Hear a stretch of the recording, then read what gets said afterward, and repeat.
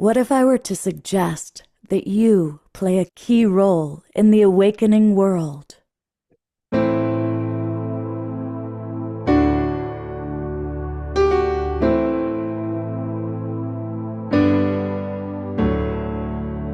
that you are watching this because you have heard the call.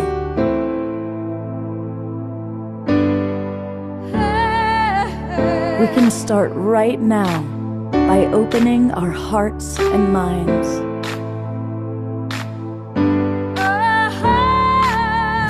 Welcome to the awakening world.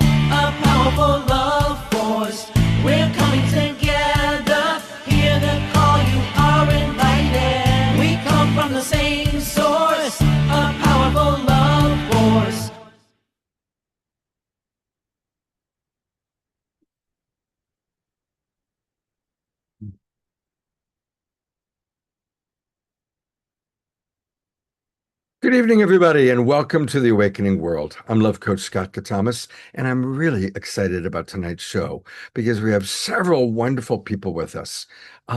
We are going to experience kind of a ceremony, if you will, as only one person can provide. And that one person happens to be the wonderful Abigail Spinner McBride.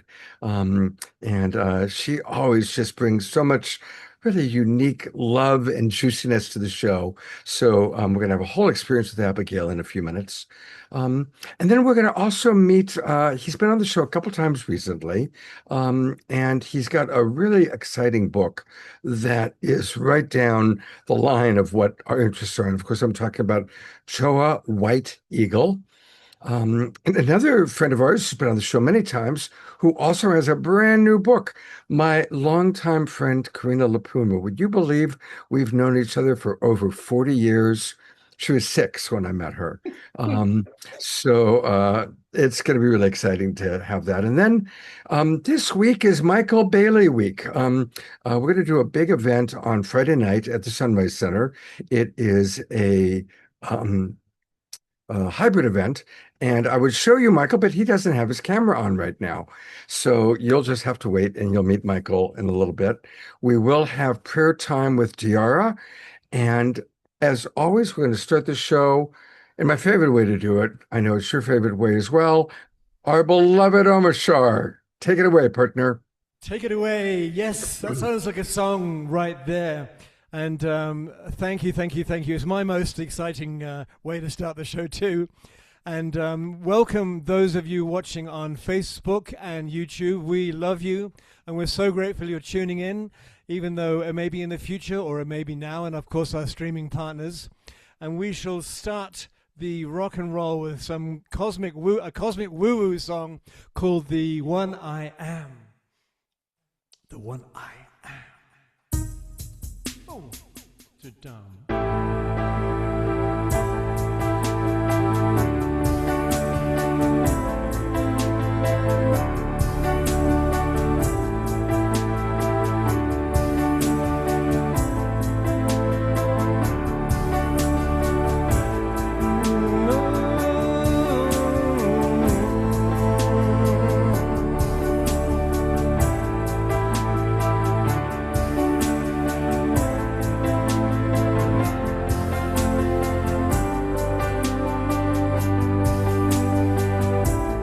One I am has always been here,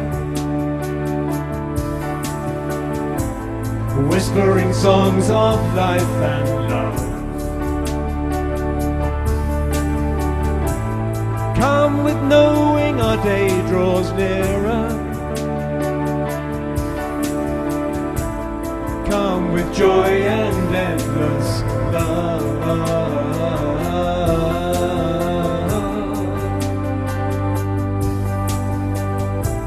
Sacred dancing breathes our heart song.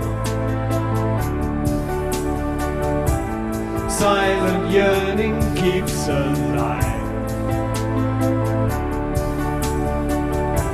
A union blessed before beginning, preordained beyond all time.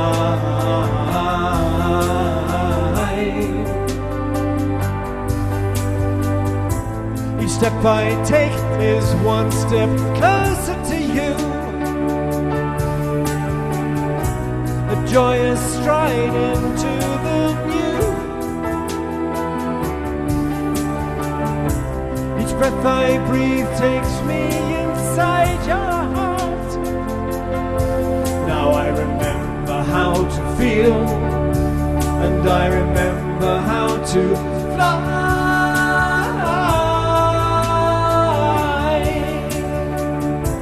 The one I am, fly. I am that I am. Open to our sacred merger, shedding tears of divine bliss. Every movement tells a story. Nothing could compare with this.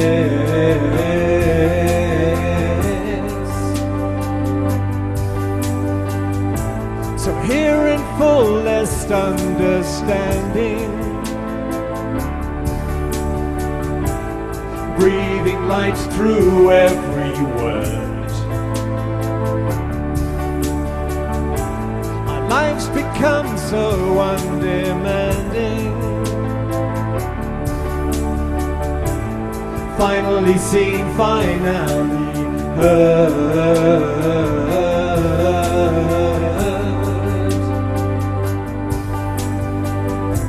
Each step I take is one step closer to you. A joyous stride into the new. Each breath I breathe takes me inside your heart. Now I remember how to feel, and I remember how to fly. The one I am, fly. I am that I am. The one I am. That I am, the one I am. I am that I am.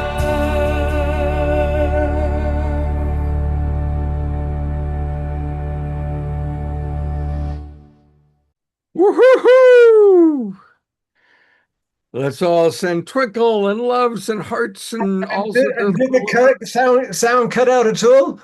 No, we did no sound cut out. You did it. Maybe. I mean, yes. Fingers crossed. No, we did it. Thank you. Thank you.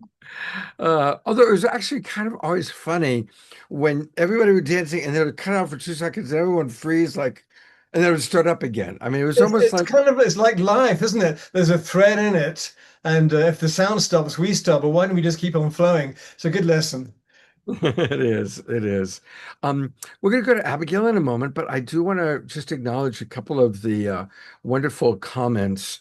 And I'm curious, I should have asked how many of you were able to make it to the beautiful event Becky Suzik and all her friends put together just before this with Becky and Dot Maver. I saw that Dia Therese was there and Carol Craig was there. I had clients, so I wasn't able to be there, but I know that many of you probably It was attended. actually So quite phenomenal. There was many of us there, and they did a beautiful dance directly from Hiroshima, the Peace Dome, and I managed to watch it until about quarter after.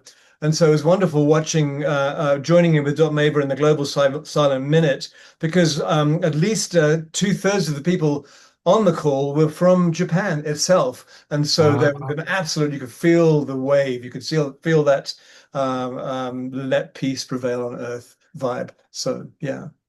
beautiful. Yeah, I'm glad to know that. And isn't it wonderful all these colleagues we get to collaborate with? I really love that. It's amazing. It just, you've been doing this show, Scott, for 6 years, but you have connected so many people up, and we're all finding each other, these imaginal selves, and we're all doing it together. It's amazing. And so, I mean, lifting the world, I mean, whatever you want to call it, doing it together, but whatever, we're making love together, okay? And We always talk about how the caterpillar, goes into its thing, it dies, it turns into a goop, and the imaginal cells find each other and create the butterfly. And we are the imaginal souls finding each other. it really is that. And people used to say, why are you just preaching to the choir? Why don't you go out and preach it to the world? But the choir is so huge now that the world can hear it, right? It's Exactly. massive. Thank Exactly. you. Thank you very much. I really like a lot of you, talked about all the different things happening for Lionsgate. And so many of our friends and colleagues, Donnie and Heather in Black Temple, Eden Amadora, I had dinner with her 2 nights ago, and all of our friends that are doing amazing things, including us. We've got a great show planned for Saturday. But I really want to read what Dia Therese wrote about the Lionsgate. I think it's beautiful. She wrote, it's simple. The lion and the lamb shall lie down together. That's 8-8 for me. Portals opened to welcome peace. So, Dia Therese, from your beautiful words, your mouth to God's ears, may it be so. I love Abigail McBride. It's just always exciting for me when she's on the show. And we always say she's such a busy person. We have to book her sometimes 6 months in advance. But here she is. And of course, some of you that are old timers remember her, and you'll also remember her husband, the great magician, Jeff McBride. But for those of you who don't know Abigail, let me tell you a little bit about her. She wears many hats. She is truly a Renaissance woman. She's a singer, a musician, a belly dancer, a mother, a magician, a teacher, and much, much more. She's twice won the International Pagan Music Association Award for Best Female Artist of the Year. And we love pagan on this show, and we're going to get to experience some of her musical offerings in a few minutes. She's known as the High Priestess of the Family of Fire, holding center of the Vegas vortex with her husband, our beloved friend, Jeff McBride. And together they run McBride's Magic and Mystery School in Las Vegas. It's both an online event and it's worldwide, world known. Abigail's been playing music since she was 4 years old and has been teaching drumming, movement, and meditation classes since 1992, which, if my math is right, that's a long time. That's 34 years. Yeah. Her most recent album, Communion of Earth and Sky, is now streaming on all platforms, including our friends at Bandcamp. And we love Bandcamp. That's who we always like to support. Bandcamp Friday, this Friday. Oh, okay. So let's definitely, I'll make sure I go to Bandcamp and promote Abigail's album, Omashar's albums, plural. With no further ado, I welcome our dear friend, Abigail Spinner McBride. Welcome. Thank you, Scott. It's truly an honor and a pleasure to be here with all of you, and I'm so grateful for the opportunity.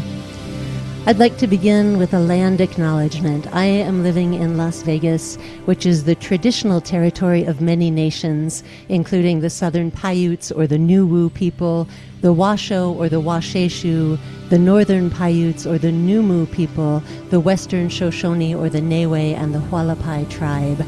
I am grateful to be here, and I think it's always good to start from a place of gratitude. So I invite you to take a deep breath into your center and think about something that you are grateful for right now. And if you'd like, if you're here live with us on Zoom, you can type it in the chat. One thing that you're grateful for gives us a good place to begin from. And while you're contemplating gratitude, I invite you to breathe deeply and naturally. Contemplating gratitude for the fact that we can breathe. We now know more than ever what a precious gift each breath truly is. Gratitude for the fact that we live on a beautiful blue planet, just the perfect distance from the sun so that we can have atmosphere, so that we can breathe. Surrounded by green and growing things, even here in the desert, so that we can have oxygen and they can have carbon dioxide.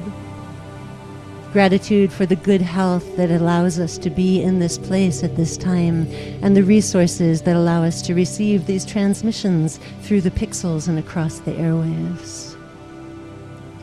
As you breathe, bring your attention to the bottoms of your feet and feel your connection to this good earth. Feel yourself rooted in your place and in your time, and know where you are right now. Gratitude that we are able to be aware, that we are able to be grateful. Breathing deeply and naturally, filling with gratitude, feeling our connection to the sky and all that is above, to the cosmic starlight and the infinite intelligence that is aware of us just as we are aware of that. Feeling ourselves as the bridge between the above and the below, the tree of life, the connector. Breathing deeply and naturally, feeling the balance of above and below within us in our own center, feeling that balance and feeling that gratitude. I had asked Scott if he might be able to put some of the lyrics to the songs that I'll be sharing tonight into the chat, and I invite those of you who are here with us to sing along. You can leave yourselves muted so we don't make a sonic mess. But really it's about making vibration. So I would love for you to sing, I would love for you to dance, and I would love for you to experience yourself as one voice in the great choir of it all. This first song was the first song I ever wrote way, way back. My mom used to say, Adonai sifatai tiftach ufi yagid tehilatecha, which means, oh beloved, open my lips that my mouth may sing your praise. So this song was my calling to that spirit and an invitation. Please sing. Sing through my voice, play through my hands, let the way be open.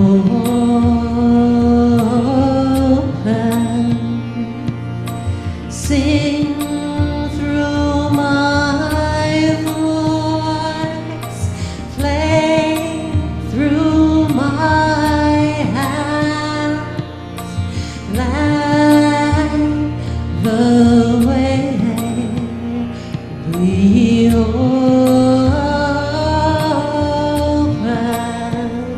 And we say, let the way be open, let the way be open, let the way be open, let the way be open, let the way be open, let the way be open, let the way be open, let the way be open. Sing, sing through my voice, play through my hands, let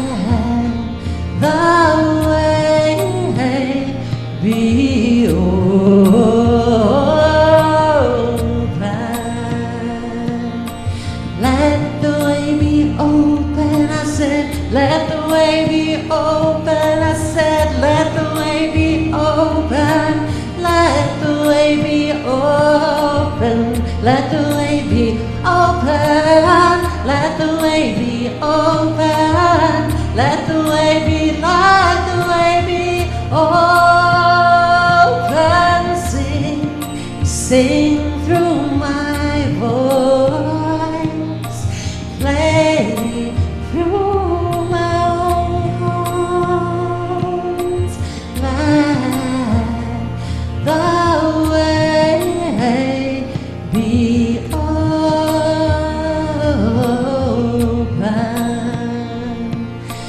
let the way be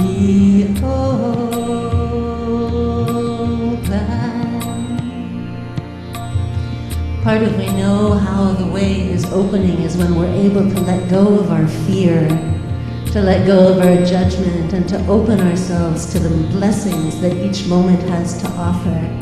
So Scott, you can put the lyrics for that second song in now and we'll roll right into it. Free the mind from judgment, free the heart from fear, releasing expectation, bringing spirit here. Free the mind from judgment, free the heart from fear, releasing expectation, bringing spirit here. Open up our minds, open up our hearts, open up our voices, let the magic start. Open up our minds, open up our hearts, open up our voices, let the magic start right here,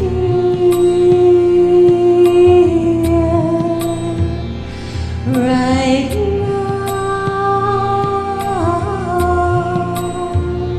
right here.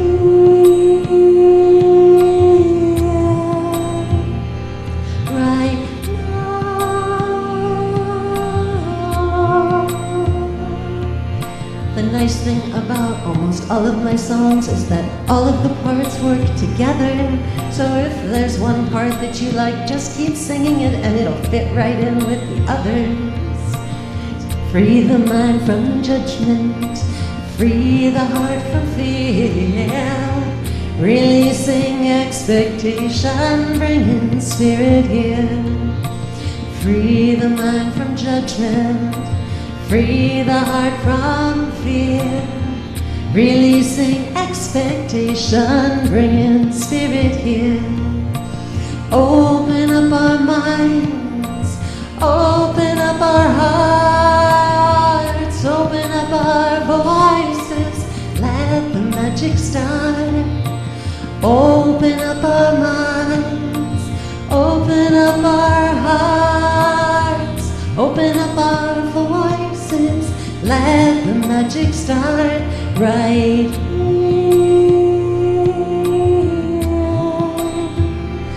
right now,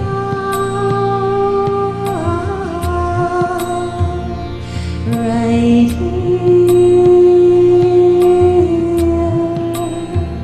right now.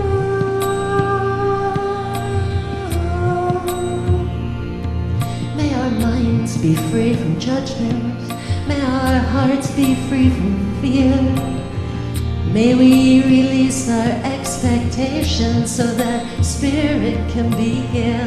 Free our minds from judgment, free our hearts from fear, releasing expectation, bringing spirit here. Ah, bringing spirit here. We are bringing spirit here. Bringing spirit, bringing spirit, bringing spirit here. We are bringing spirit here, yes. Bringing spirit here. Bringing spirit, bringing spirit, bringing spirit here.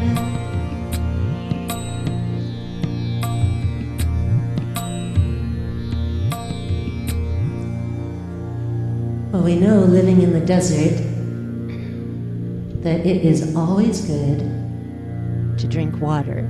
So go ahead and have a drink.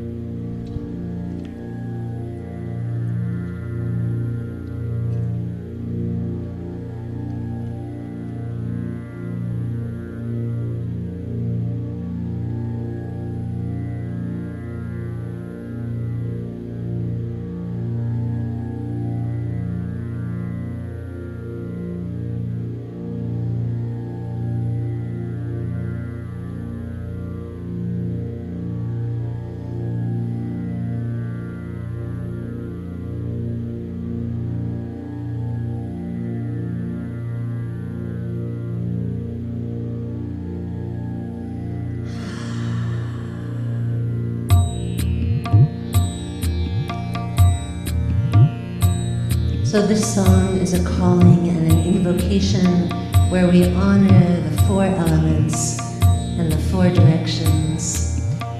Scott's going to put the lyrics in the chat for you. And I invite you to sing along on the chorus if you'd like to.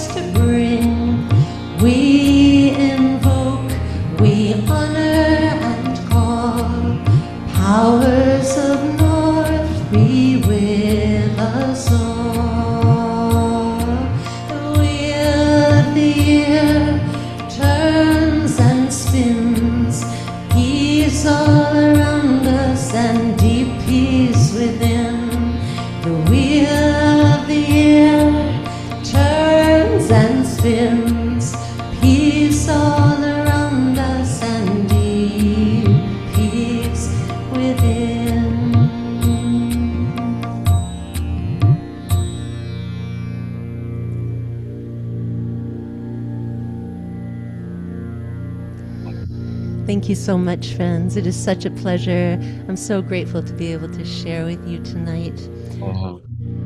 Let's send some love and some twinkles. She's got more to come, but More to what a come. beautiful trio of musical offerings, each one just opening our hearts and lifting our spirits. Thank you so, so much. I'm so grateful, so thankful to be able to share with you all. I have something special now, which is a bit of a visualization and a meditation for you. So if you'd like to participate, you can take a couple of slow, soft, deep breaths, and you can close your eyes if you'd like and become aware of your own body. And just for a moment, I invite you to turn your attention away from all the outside events going on and notice what's going on inside of you.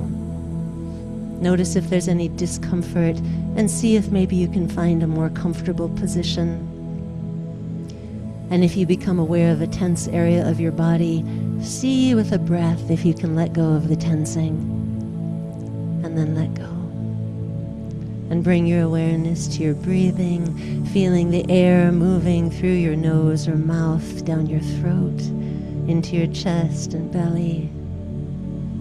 And if you'd like, you can imagine your breathing is like gentle waves on the shore, and that each wave slowly washes some tension out of your body and releases you even more.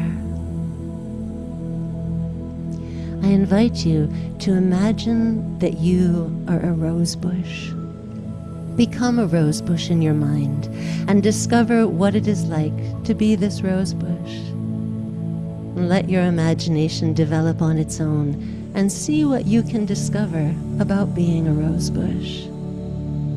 What kind of rose bush are you? Where are you growing? What are your roots like? And what kind of ground are you rooted in? See if you can feel your roots going down into the ground. What are your stems and branches like? Discover all the details of being this rose bush. How do you feel as a rose bush? What are your surroundings like? What is your life like as this rose bush? What do you experience? And what happens to you as the seasons change? Continue to discover even more details about your existence as this rose bush, how you feel about your life, and what happens to you. And let your imagination go for 3 full breaths.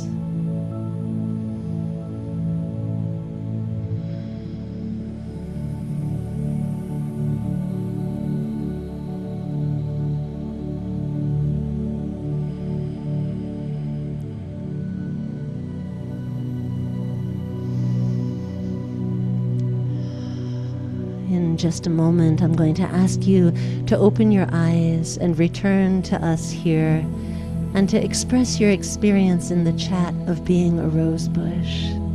And I want you to tell us in the first person present tense, as if it were happening right now. For instance, I am a wild rose growing on a steep hillside in very rocky soil. I feel strong and good in the sunshine, and little birds make their nests in my thick vines. Or whatever your experience of being a rose bush is. Go ahead and type that in the chat, first person present tense. You can open your eyes when you're ready and share with us your experience of what it's like to be a rose bush. And if anybody wants to verbally do it, like I'm going to demonstrate, just raise your electronic hand like that. That way you'll come right to the front. And I'd love to hear some of you share.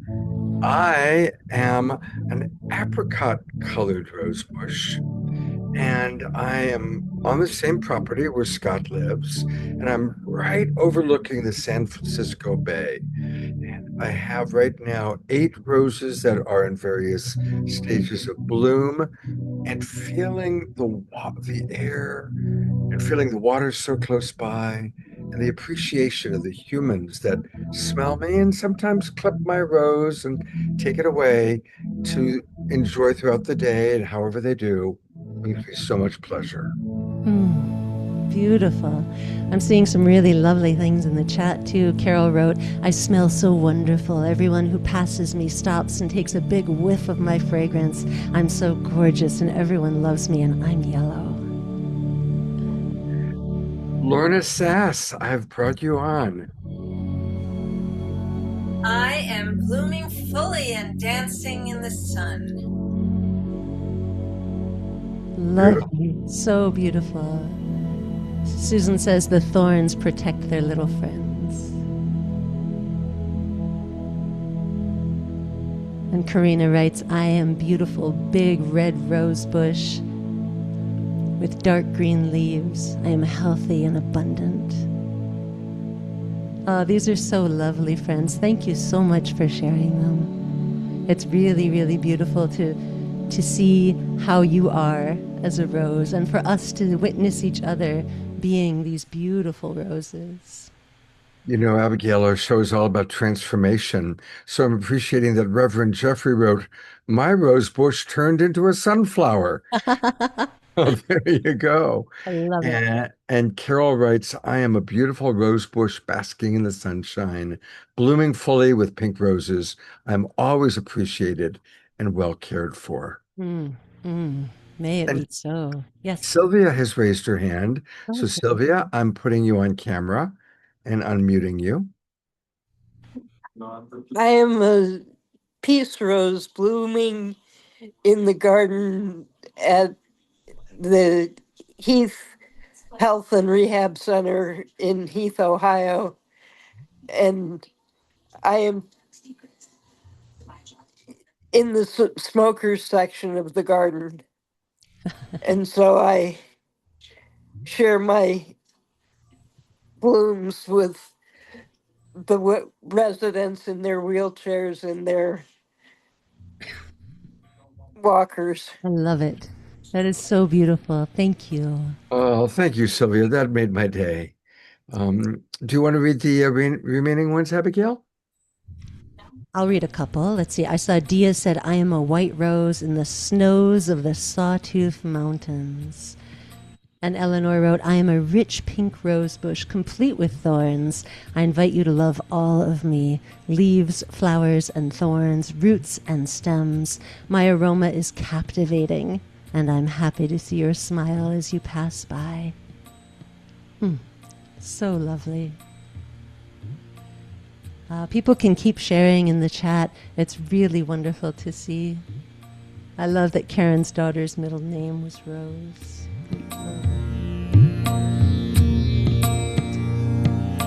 Scott, we're going to go to Make Peace with Your Body, because I think that's going to be an appropriate song right now.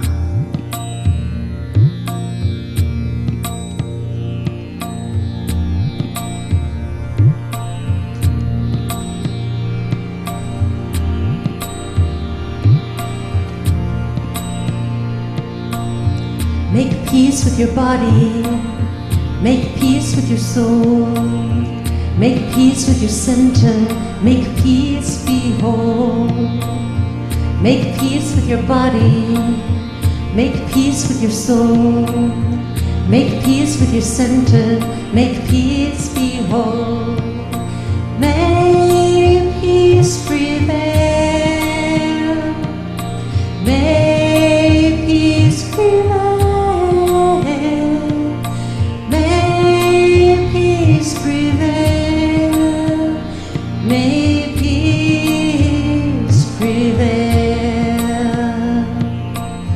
Make peace with your neighbors. Make peace with your friends. Make peace with your family. Make peace transcend. Make peace with your neighbors. Make peace with your friends. Make peace with your family. Make peace transcend. May peace prevail. May peace prevail. May peace prevail. May peace prevail. Make peace in the present. peace for the future, make peace at last. Make peace in the present, make peace with the past. Make peace in the future, make peace at last. May peace prevail. May peace prevail. May peace prevail. May peace prevail. All together. May peace prevail. May peace prevail. May peace prevail. May peace prevail. May peace prevail.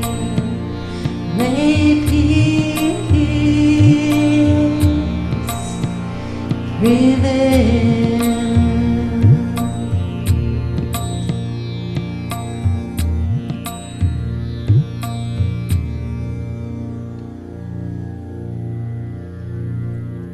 Friends, thank you so much for having me. It is such a pleasure and a joy to share time and space and imagination and rose bushes and breath and music with all of you. Scott, thank you so much for asking me to join you tonight. Oh, wonderful, wonderful. And I was able to find you on Bandcamp, which is one of the things that we love about Bandcamp, is that it's easy to find people there. So I want to briefly direct people. And there's two ways you can reach Abigail. She's giving her email address, which is abigail@mcbridemagic.com. And that's one way that you can reach out to her. For those of you that are in the Zoom room, I am going to put that in the chat box for everybody right now, along with her bio, just as a reminder of who this magic woman is. So there she is. I also put where you can find her on Bandcamp, but I'm going to bring up her Bandcamp for a minute here. And Abigail, there's all sorts of wonderful things. I see our beloved Ganesha on one of your albums, Jai Ganesh, and I love Ganesha. He is my favorite. Just love him. And tell us a little bit about some of these offerings so people know which ones to buy. Well, Communion of Earth and Sky is the newest album, and that is a full-on alchemical ritual. So anyone who is experienced in the paradigm of alchemy or is familiar with Western ceremonial magic is going to find some real hidden surprises and treats there. My previous album was called Mindful of Music, and that's a collection of songs that was born at our Sacred Fire Circle gatherings. My daughter Nico did the album cover art for both of those. And you can find a lot of my songs. I know someone had asked for that May Peace Prevail song, and I'll put it in the chat which album that one was on. I've actually released quite a number of albums. Some of them are on Bandcamp and some of them are on Spotify and other streaming platforms. If you look on Abigail Spinner McBride, or Abby with an I, Abby Spinner McBride, you'll find me there. And of course, email me. Please keep in touch, abigail@mcbridemagic.com, if you have any questions at all. Thank you again, Scott. Let's go to Gallery View and all send her love, twinkles, and appreciation. What a beautiful, beautiful, just an amazing 40 minutes. Thank you so much, Abigail. Thank you. Love you very much. Love you too. Wow. All right. How are you all feeling? My heart is just so open from her beautiful music. And we've got amazing presenters, and I'm really happy to bring on right next is Joa White Eagle coming to us from his van. And welcome, Joa. It's great to have you back with us. Thank you. He's been on the path of awakening since 1976. And if my math is correct, that's 50 years ago, when he had a near-death experience from a motorcycle crash. For 50 years, he has studied and educated a large array of holistic healing and spiritual practices, earning 2 master's degrees in spiritual psychology. And for the last 14 years, he has been educating a master's degree in holistic psychology at the Spiritual Leadership Academy.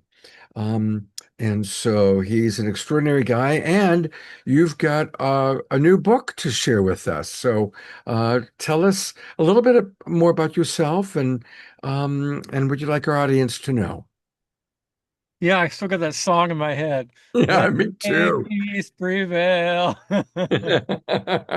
Yeah, let's keep Good. that song I in hope our it's heads. okay with you, Abigail. I recorded a little bit of it for myself to just be able to sing some of these to myself. Absolutely. That's how you know it's working. It's working. It's working if it's sticking in your Yeah, head. because Also, put them. Go I'm ahead. going to be doing a peace walk. It's a global peace walk that's happening on the 19th of September here in Sarasota. So we'll be at a big park, a lot of people, and I'm going to sing that Great. song. Make it your theme song. Yeah, and I'll let people know who it came from. Thank you. So, all right. Well, uh, yeah, I've been teaching spiritual psychology for 14 years. The college used to be called the University of Mount Shasta. That's where I lived for 21 years, and then it also was called the IM University of Spiritual Psychology, and then we just recently changed it to the Spiritual Leadership Academy. And yes, I have a book coming out, and I'm very excited about it. It's called Celebrating Christ Consciousness. Um, True Happiness is Not Rocket Science. And yeah, and I was guided to do this book and didn't really know where it was going to go. And then I was guided to get into study the Gnostic teachings of Christ, and it just blew me away. It's really fascinating, this information that's come out. Um, there was actually two Christianities. The outer teachings, which you see, most of the Christianity you see today is we would call the outer teachings, which is about belief. And you must believe. And which to me has become a spell, to tell people how to believe. So the Gnostics is very different. Gnostic gnosis means to know, but not intellectual knowing. It's to know who you really are, that you are spirit, and to not just intellectually know that, but to really get it in your bones. And the teachings are amazing. And so much of it came through Mary Magdalene. And so I tell you, what happened was the Gnostics were killed eventually if people found out they're teaching it, they'd kill them. So, and they burned all the records, they thought, but some Gnostic monks, um, this is back like 150 years after Jesus' passing, these Gnostic monks saw that, they're going to have to burn their records or get in big trouble. And so they put them in a big jar, and buried these records in the Egyptian desert, and they were found. And in 1940s, and they couldn't figure out how to read them until the 1970s. And really, it's just not really recently that these interpretations are really coming out, and it's just blowing people away, blowing me away for sure. And it's very much about what the monad is. The monad is the oneness.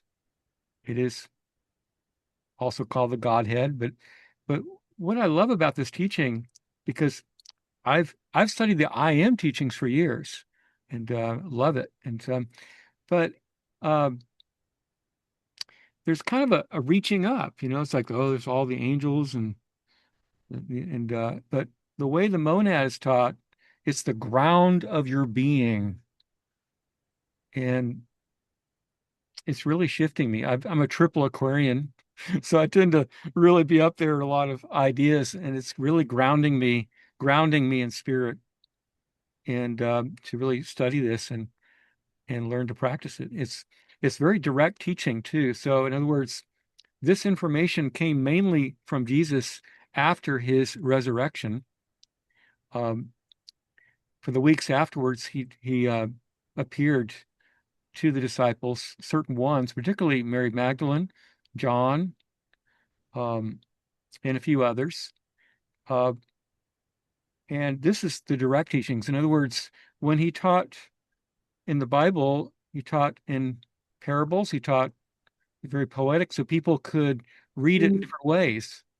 But most of the Gnostic teachings are this is the practice, like yoga. This is what you do. And so he really taught us how to do what he did. And so that's what's really there. And so I'm bringing this through in my book to make it as simple as possible and understandable. And it's very exciting. Very exciting. Yeah. You're speaking our language, Joa, so we've had many people sharing about the Gnostics book. Okay. And we've done probably now at least 15 shows about Mary Magdalene. People that that are scholars that have studied Mary Magdalene. We recently just had the Mary Magdalene feast day, and our very own Christy Michaels is actually right here with us. And she's certainly become an expert on Mary Magdalene and her teachings. I've brought her up on screen spontaneously. She was not expecting this. But I'd love to, maybe just even have a little dialogue of my understanding is that there were two primary sects of Christianity. There was the Latin sect, which were converted Romans. So they still had that Romanic conquer the world. So they decided, well, we'll conquer the world through Christianity. And then there was the African sect, or the Essenes, who were all about embodying the teaching of Jesus. They were vegetarian, they were peaceful, and as Joa said, sadly, they were wiped out. So I'm curious, Christy, is there anything you'd like to add from your study of the Gospel according to Mary Magdalene? Well, first off, I just want to say hi, Joe. Joa White Eagle, is a delight to meet you. Any man who's as passionate about this material is won my heart, because I had the same experience that you did. It just blew my socks off. And I just went, whoa, what? This is so great, because it's all about going within and getting that knowing at the level of the heart. Yeah. And so, oh my God, does that make a difference? Oh, it's so delicious and wonderful and lovely and open-hearted. It's just like the way this show started. True Gnostic expression of joy. So I celebrate you, and I'm looking forward to your book. This sounds wonderful. Thank you so much for taking it on. Yeah. And bringing the message forward, because I think for me what I learned was that the dogmatic or Genesis version is more I am a sinner, and therefore I need the priest and I need to be saved and everything, where the Sophic version is I need to remember who I am, and she's here helping me, trying to remember the truth about who I am. Yeah, and the part about this being saved and all that, that's all written by the Romans. As far as I'm concerned, we could just remove the Romans part of the Bible, and that was 300 and something years later, and the Romans wrote it for their benefit to do what they wanted to do. It wasn't his words. Make you obey and purify you so that you can find true love in a man, right? And get your prince and just indoctrinate the hell out of people and give us your money too. Tithe 10%. Come on. We could use some money over here. One of the things I like to share, because this book actually puts together a lot. So I bring in Bashar in there. So we work quite a few different Paramahansa Yogananda. He had quite a connection to Jesus.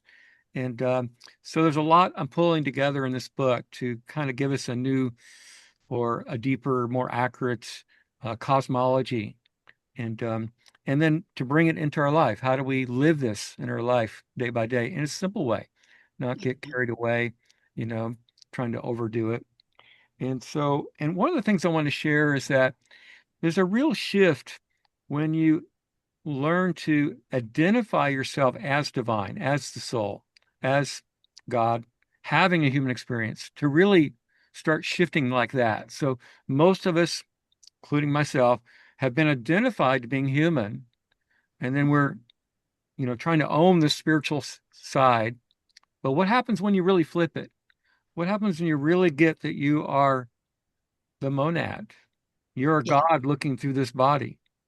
You're God coming through, looking through, connecting with others. What's it like to really, really get into that? So that's Yeah. this book's about. And then you own the human issues. You own them. They're there. You're not, no spiritual bypass here. It's Right. there, but you're owning it from pure awareness. And that's It's when, perfect that Scott put you and I on together too, because the other piece of it is the balance. Because in order to be whole, you have to have both masculine and feminine, and the pleroma, which is the fullness of the divine, is balanced. And we have fallen so out of balance. We have only the patriarchy up here, and the divine feminine has been this little blip on the radar screen, just barely getting noticed and visible. So this all brings it up forward and brings it together. And then we have true oneness. And yeah, we can know that we are all made of the same cloth, the love of God. So exactly. this Yeah, freedom. share that the true Trinity is the Divine Father, Divine Mother, which is the Holy Spirit, Exactly. and the soul. It's us. Right. Um, so that's the true Trinity. And then we have the bioenergetic cross, which is the higher self merging with the lower self at the heart, Right. the male and the female merging at the heart. Yeah. So we go totally into that. This is Christ consciousness when we merge the opposites into oneness. Exactly. Yeah. And what's wonderful is now the science is coming on board with us because of the work at Heart Math Institute has been done, Yeah. that the brain and the heart has many neural receptors. So even just touching your heart and just taking a moment to drop into the stillness and just feeling that love, that connection that is in you, because you carry that divine spark of the monad in you as you. So, and it's not going anywhere, and it just wants to come out. It's like the divine expression is available to us once we remember who we are. So, anyway, I'm so grateful to you. I love it when a man takes on this path. And so I honor you, and hats off to you. And thank you, Scott, for bringing me up. Absolutely. Thank you, Christy, for your work that you do. And I love that you've combined my personal master teacher, Paramahansa Yogananda, with this work.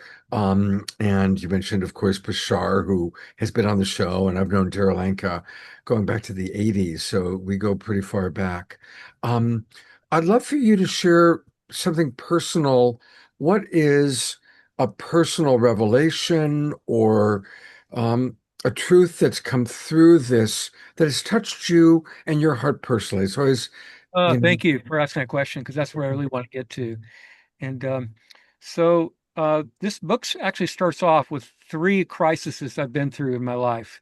And so it's really about how to shift crisis to Christ consciousness, how to make that shift. Because that's kind of happens. Like when we go through crisis, that's when we really reach deeper, right? That's when we yeah.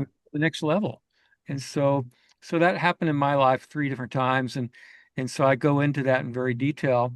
But if I were to go to one thing that's really I want to share here that I really get out of this, and I have a healing method called the Freedom Code, and so I clear all these different emotions. But I tell you, the number one emotion that we've got to clear, that's one of the most challenging emotions, is unworthiness. Yes.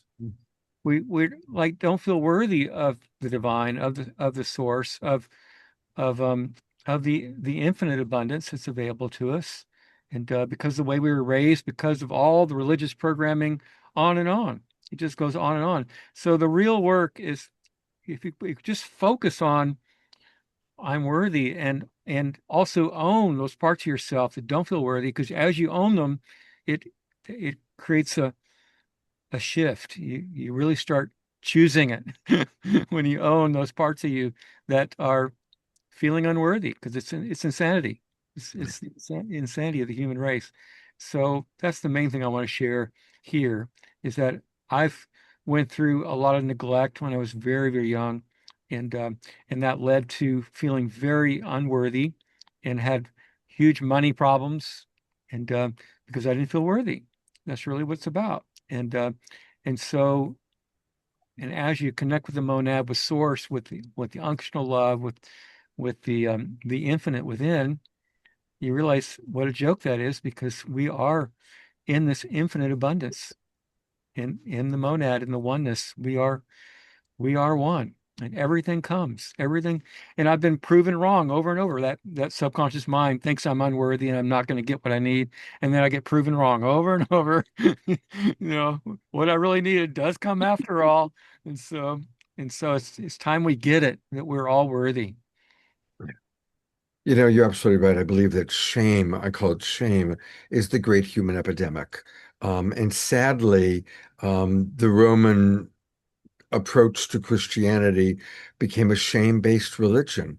Like you all just said, it was all about sin. And to remember that sin is an archery term. It means to miss the mark. And we Oh, all miss the mark sometimes, but it doesn't mean that there's anything fundamentally wrong with any of us. So I'm going to bring up your book that we've been talking about, and it looks wonderful. Celebrating Christ Consciousness, and it's now in pre-sale, only $7. Although, and it's nice that that's your minimum, $7, but people can pay whatever they want to pay. And it's a beautiful looking book, all about walking in peace. And we are the Global Peace Tribe, so it's perfect for you to be on with us. I put it into the chat box. And I'm going to leave it up for a moment for our friends that are watching on Facebook and YouTube. Just take a screenshot, and that way you'll see the URL, because it's a little bit of a funny URL. It's kind of hard to memorize. So just take a screenshot, and that way you can grab it. And I want to encourage everybody to get the book. I'm going to do that. I'm going to buy the book, and I look thank forward you. to, of course, I look forward to receiving it. And Joa, thank you for your peace walks and for all that you do to continue to carry on peace in our world. You are a wonderful, wonderful brother and a beautiful colleague within our Global Peace Tribe family. Thank you. Thank you. Yeah. All right, take care, brother. We'll talk to you soon. All right. Well, we go from a beautiful brother to a beautiful sister. Karina LaPuma, who you've seen on the show several times, she works a lot with Christy Michaels, and she also is partnered with our dear friend Darren, whom we love and adore. And welcome back to the Awakening World, Karina. Thank you. It's such a privilege to be here. Really is. I love it. Yeah, well, off to a good start, aren't we? And for those of you who don't remember Karina, I'm going to read a little bit about her. She's an author, coach, oracle, astrologer, tarot expert, healer, priestess, and catalyst dedicated to empowering others to awaken their creative power. She's all about helping us to live with greater purpose and intention. She's been a spiritual teacher, quantum and shamanic healer, and guide for a very long time. She was my very first astrologer, going way back into the early 80s, I believe. And Karina weaves together ancient wisdom with modern transformational practices to help individuals align with their highest potential and to consciously create meaningful, fulfilling lives. We are blessed to have her with us. We're going to learn more about her. She even has a toolkit for Awakening series, which we're going to look at. And tonight we're really kind of highlighting her brand new book. There it is, Awaken Magnetic Creation, Manifesting Your Dreams. So tell us a little bit about your inspiration for the book, and maybe give us a tool for one way we can manifest our dreams. Well, I've been writing about the hero's journey and the archetype, the goddess warrior. And to me, the hero's journey has three parts. the separation, the initiations, and the return. So to be a hero, you have to give back what you've learned. So in the first part, the separation, you cross the threshold. And to me, I said, what does that mean? And to me, it's like learning to manifest. Because when you manifest, there's an amazing power that we have. I wrote 2 chapters in this book, and I really like my books, of course. They're my babies, but I wrote these books because people don't read a lot, and they have a lot, big print and lots of pictures with words on them so that you can read them, like just look at the pictures and read the memes and get the story. But the concept of crossing the threshold is to really acknowledge that this power is innate in us. Now, 2 of my chapters show us, because we weren't taught this, as Joa said, not only self-esteem, but also that we have this power. So I went from the Bible to the Dead Sea Scrolls to all the way up to New Thought movement and all the different people that have told us. It was like I was trying to convince myself or teach myself that we really have this magic wand inside us and we're creating consciously or unconsciously.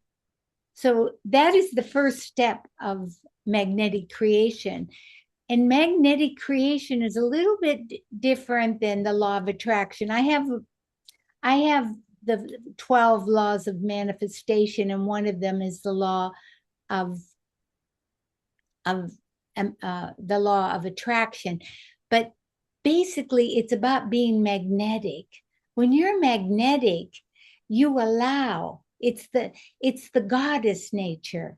So to accept what is. One time we were hiking and Darren asked me, what does it mean to be a goddess? A goddess resists nothing. So that allowing, accepting. So when we live our life in that space, we're not resisting, we're not pushing against the river, we're in the flow. So you do this by doing your inner work. We have to, I do have a toolkit, and one of the parts in the separation is the belly of the well. And I have a book called Awaken from the Pain Body. And that's about 14 emotional patterns that we have. So these are our conditionings. So we need to look at our conditionings and I have another book called Awaken from Ego. And that's about looking at our beliefs and our ego fixations, and the Enneagram, I study that. So these are the ways we truly get from the resistances. Do the inner work, look at these patterns inside us. So once you acknowledge that you're magnetic and that you have this magnetic power, it's important to know, what do I want? And we're told by the shamans that we always start for the good of the whole. Because when you start with the good of the whole, you have the universe has your back. It kind of allows you to move and flow. So every day, couple times a day, I'm really trying to use magnetic creation. And I do this visualization where I put my hands like this, and I feel the chi field in between my hands. And I envision, because once you know what you want, you have to let go of who, what, where, when, and how. It's important to go for the essence. Like I want an attractive, compatible partner. But if you say, I want her to be blonde or tall, or you're putting form on it, and it's a resistance. So the laws are telling us to go for the essence, not the form. And And the key to magnetic creation is these statements. The steps to getting there are being there. You can have what you want. You just have to be it first. So it's living from the end. And that is going into that space of really feeling it, seeing it, sensing it, tasting it, hearing it, whatever you can, and always visualize through your own eyes, though you're, like not watching a movie, but you're really in there.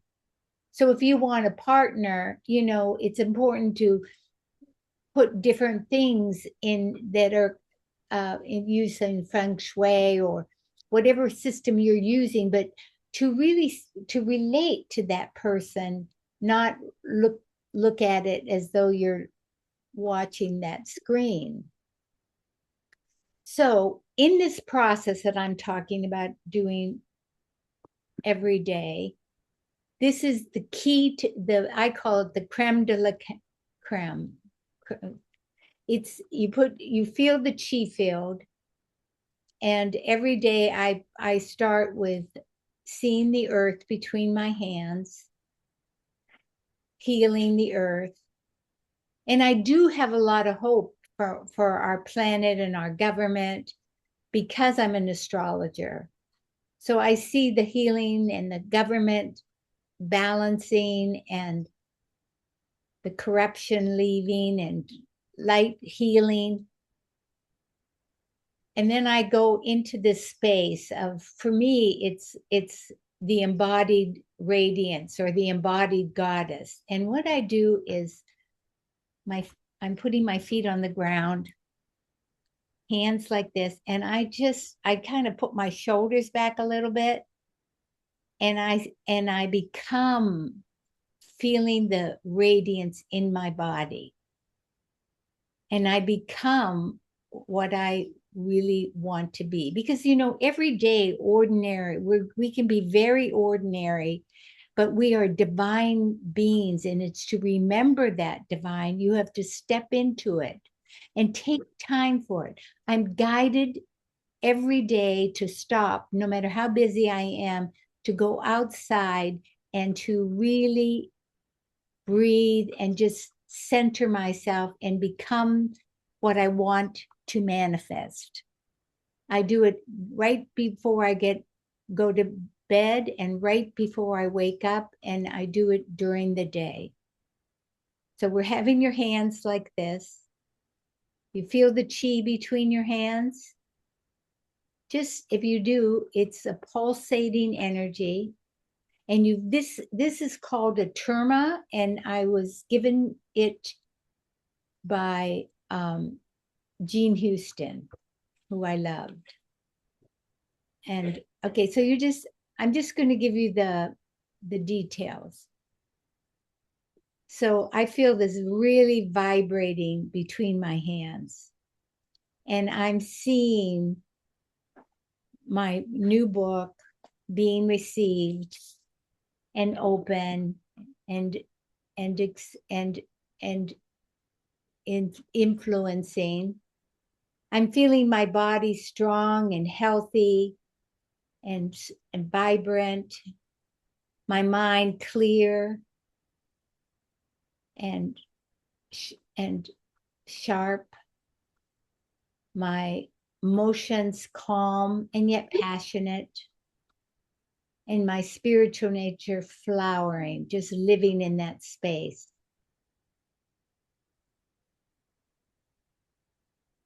And then visualize whatever you desire in essence, as much detail as you can. You can hear people telling you, congratulations. You can hear yourself talking to your friends, or your friends telling you. You can smell the aroma or sense the feeling inside you.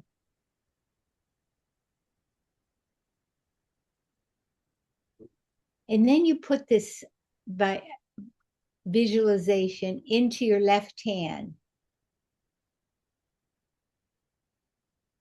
And you bury it in the past. because this is a quantum manifestation, and the past and the present are one. So anywhere, it can be a drawer, it can be a mountaintop. I do it in my backyard on one side, and then I start again, and I do the same thing like I've never done it. I put my shoulders back, feel the light come in. I visualize my book being filled with light. My body strong, my mind clear, my emotions calm yet passionate. I visualize deeply harmony between my partner, abundance, creative flow, whatever your heart's desire. And feel that. And now put it in your right hand and bury it in the future. Mm. Now do it again like you've never done it before. Feel your body embodied your own God nature and filled with radiance. Filled your, and I often pray for my friends that are ill or during this time, and the earth, as with the earth. Feel the light in your body, being there, living from the end, this being already who you want to be, full of confidence and loving, generosity.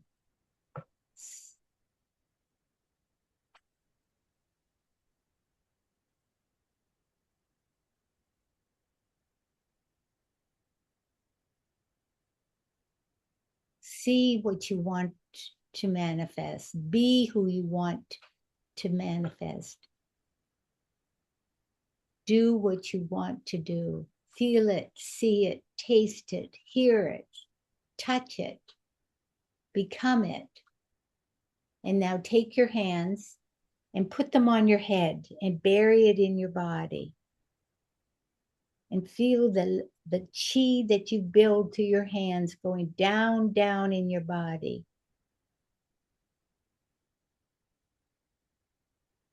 And really, and the last step of the hero is to allow and expect. And there's a time that it takes often. So the more you're in your body, this is about embodiment and grounding inside.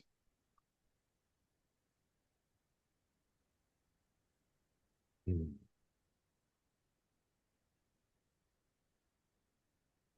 So magnetic creation is very practical, grounded, doable, and we can make a better world. We can manifest what we truly want.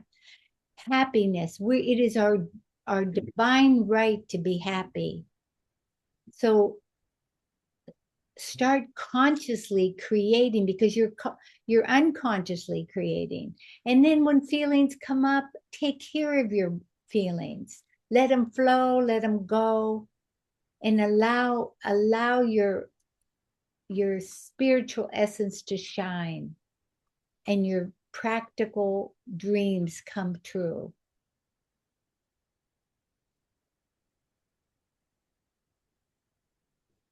Karina, that was wonderful. I'm going to actually have us edit that little practice and send it out to everybody because it's a great, simple, beautiful, beautiful practice. Certainly anybody who wants to put in the chat box, if you had an experience, pop it in. I'll read what you have to say. And I also want to show people how you can get more of Karina. And I'm going to show you a couple things. Her website is a wonderful place to start. And it's soul-source.org. I've got the hiccups. Soul-source.org. And that's where you can click here for Awaken Magnetic Creation and learn all about the book. You could do K, like the letter K, lapuma.com, and you get there, if that's easier. Okay, good to know. I'm also going to show people how they can get it on Amazon because many of us like to use Amazon. And so that's another option. Oh, whoops, I'm on checkout. Where'd you go? Here we go. Um, Here you are on Amazon. And just like I bought Joa's book, of course, I'm going to buy your book as well. But everybody, you can just go to Amazon, put in Awaken Magnetic Creation, and it comes right up. And wow, I just bought two books tonight. So, Karina, thank you so much. Yes, Um, Scott, for doing this wonderful work and bringing this huge tribe together. It is such a joy. And he was a wonder boy back then, too. I've had a very blessed life. I've had a very blessed He life. was a producer like a teenager almost in LA. I mean, he was amazing then and is now. Yeah, well, thank you. Likewise. It's amazing that we've known each other as long as we have. It's really beautiful. It's wonderful to watch how you've grown and evolved. Now, I've got to ask you, you said that you have hope for the government and our future because you are an astrologer. Can you share with us a little bit about that? Well, there is a mini trine with those transpersonal planets, Uranus, Neptune, and are in a trine. Now, in the 60s, they were conjunct. And so that revolutionizing energy is now in a very positive and transformational energy.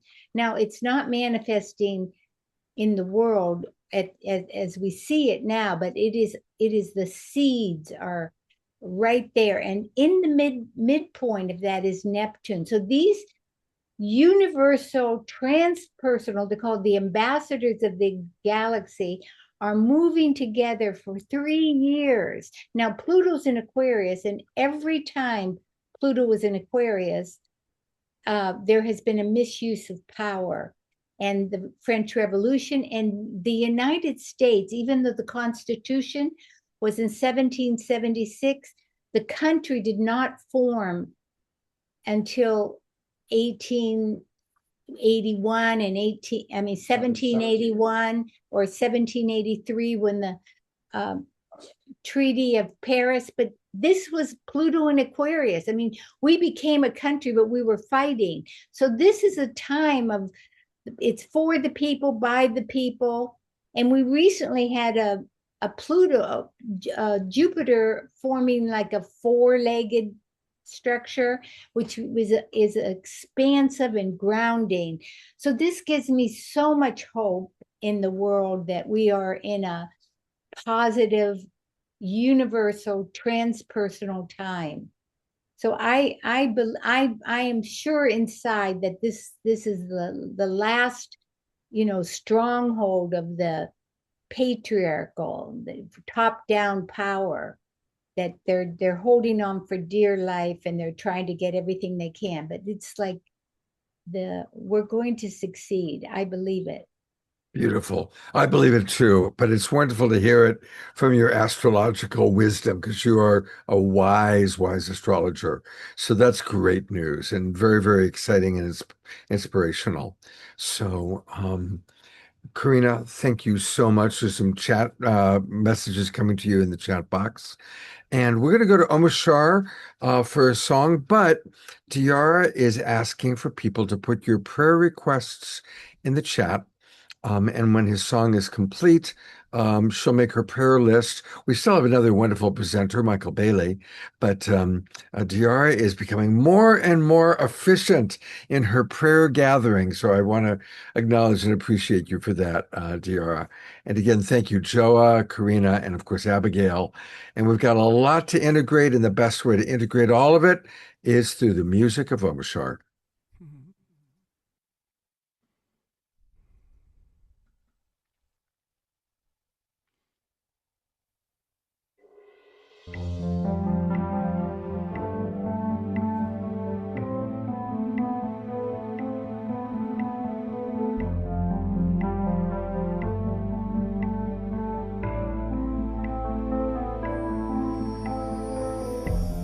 What do you see when you're alone? What do you feel when you are by yourself? How could it be that you are here? Isn't it strange the way things are? Look at the river flowing by. Look at the colors of the butterfly. How do you feel about your life? Isn't it strange the way things are? Like a dolphin in the ocean, I can hear you calling me. Come on and you say, the water's fine, I have come to set you free. You have never been alone, my friend, I was just a thought away. And there's a deeper love that's holding you, and it's here to lead the way.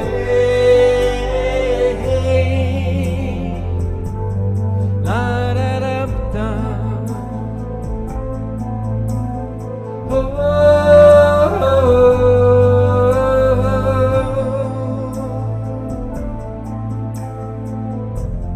Now that you see you're not alone,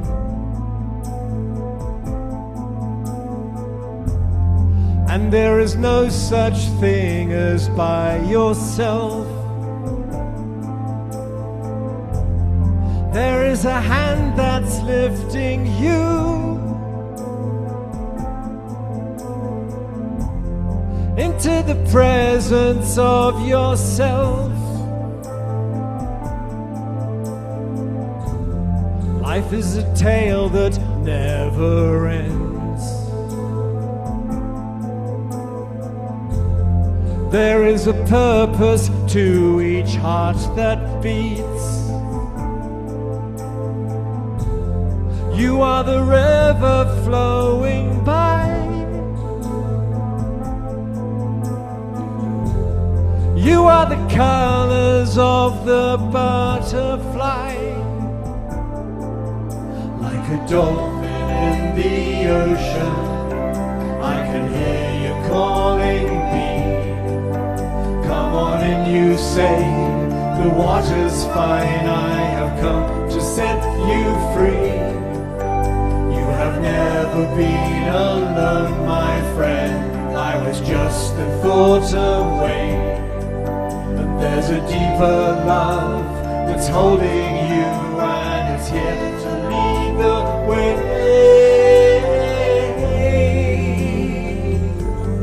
La da da.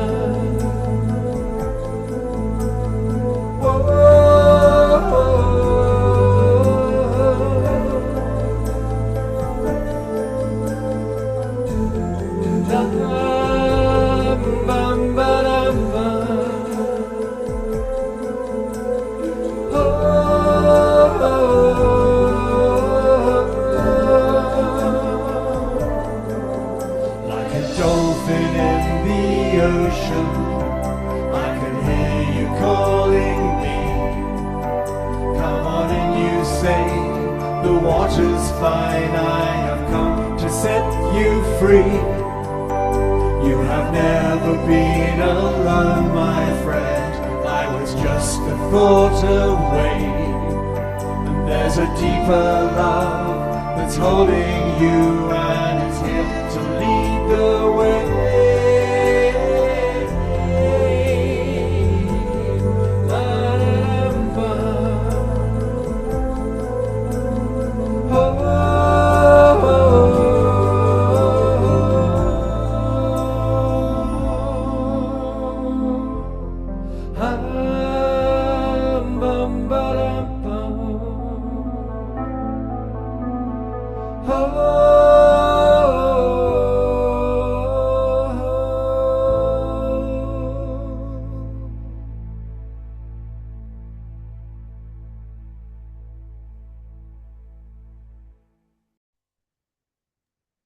Love that song. Absolutely love it. It's got such a haunting melody to it. It's beautiful. It's a phenomenal one, and it was specifically for Michael that I sang that one, and all of us, of course, and our next guest. And so, yeah, thank you Well, so much. thank you. And before we go to our next guest, hey, this Friday, please go to Bandcamp and buy Omashar's albums because all the money, it's Bandcamp Friday once a month, all the money goes straight to the artist. And we so deserve to support our beloved brother here. And he's got so many wonderful, I do it that way. Search. There we go. You should be coming up. If I click it that way, there he is. There is Omashar's 6 children waiting there on Bandcamp for you to purchase. So My babies. your babies. Um, thank you so much, Omashar. And of course, Omashar will close us out tonight. Well, as he mentioned, we have a really special guest. And it's someone I've known for many, many years, Michael Bailey. And Michael is right upstairs. He's visiting us here in Tiburon right now. And many of you joined us. By the way, you're on camera right now, Michael. Um, many of you joined us when we had Sally Cox presenting about the bonobos. And we're going to do a similar event on Friday. We're going to have Michael sharing at Sunrise Center. It's a hybrid event, and people can come to the Sunrise Center and see him live, or you can come online and see him that way. And he's going to be sharing in depth about his extraordinary life. He has spent decades supporting how to make our world a better place, with his big focus being on the oceans. He's known for directing high seas expeditions. He's captured footage for National Geographic's Great Whales, ABC's American Sportsman, and Turner Broadcasting's From No Man's Land, A Porpoise Cries. He worked on the Oscar-winning documentary The Cove. He's trained with Al Gore's Climate Project, and he's recognized as one of the very few original Greenpeace campaign and expedition leaders, launching high seas expeditions to confront Soviet factory whaling fleets. He's been doing it for a long time, and welcome back to the Awakening World, Michael. Thank you. It's a pleasure to be here, Scott. Thank you, one and all. Can you see and hear me rather well, Scott? Am I good? You're great. You're great. And you're great too, Scott. Thanks, everybody. Yeah, so I'm here. Part of this effort is to have a program at the Sunrise Center here in Corte Madera, Tiburon, Sausalito, California on Friday, a gathering of various people involved with environment, ecology, spiritual aspects of that, and other things. I've personally spent my life since the 1970s working to help save whales and dolphins in environment and ecology. Was one of the original members of running Greenpeace high seas expeditions to save baby seals and whales, etc. I've been on the cover of National Geographic magazine and the oil fires in Kuwait and Gulf War I, etc. Known Scott for many years, as well as many other people. A couple of our other cohorts, Lori Grace and Emerald Star, like myself, were educated by Al Gore in the world of climate change and climate presentations on our changing ecology that's caused by excess carbon dioxide in the environment. So part of me is not just simply the practical aspects of saving nature. There's also been certain quests in life for understanding the spiritual, invisible planes of existence, right? This involves, because part of the thing with Greenpeace, we used to find the whaling ships on the high seas by throwing the I Ching, and the I Ching would guide us across the seas. I once personally did an I Ching toss that guided the Rainbow Warrior flagship 2,000 miles across the ocean to track down whaling ships, of which I kept telling the crew, don't worry, we got secret information that's come through as to what's happening, okay, relying upon the cosmic divination to help us. And I think at this point in time in our lives and at this time of the world, we need cosmic divination to help us. All of us do. We understand that we're in a very key aspect of human existence, human evolution, human transition. So I'm here to help provide some messages and do sharings with other people here in California and abroad on that topic. Can you all hear me? Am I okay? You sound great, Michael. You sound great. Perfect. And yeah, thank you for decades of work that you've done. And I think you've got some photos and videos to share with our audience. That's correct. We do. I've got one thing that's coming up sometime in the near future is we're going to be doing at the Sunrise Center a program dealing with overfishing and climate change, that sort of thing. We're also got some other programs coming up dealing with the aspects of just loving nature. That's one of the aspects of the Sunrise Center in Corte Madera near Sausalito that we continue. And Scott's been a very key anchor in with that world himself. So we do have some information we can share. I can probably do some sharing right now. As a matter of fact, let me do a screen share. Great. I think I can do a screen share. Put on Zoom here. Screen share. And I've put into the chat box, everybody. Please join Michael and I Friday night at 7 p.m. Now, any of you that are in the Bay Area, like Karina or Christy, you can come to the Sunrise Center where you can see Michael live at 7. But for the rest of you, come join us online. I've put the link into the chat box. It'll be very similar to what we did a couple weeks ago with Sally and her bonobo presentation. And so please do join us. All right, take it away, Michael. Very good. I'm going to keep this quick and not bore people too much. Just some background information. And by the way, part of my fascination with whales and dolphins, not exclusively, is just the levels of ESP and cosmic experiences that happen with them. For those that have been involved with the whale and dolphin tribe, world, universe, recognizing they carry the most complex brains of any creatures on Earth, right? They much more folds, much more neurons than we carry. And we sometimes human beings think that we're the superior species just because we have opposing index fingers and thumbs and great fire and tools. But as far as brain capacity and brain evolution goes, whales and dolphins biologically are much further along the path than ours. And I've even engaged in some conversations in more recent times with members of the extraterrestrial UFO, USO, unidentified submerged objects communities on the topic of examining communications with whales and dolphins as a pathway to understanding parallel universes, perhaps even extraterrestrial or parallel dimension lives. And so that's part of the fascination with whales and dolphins. One of the reasons so many people are drawn to them is because of the magic that's there.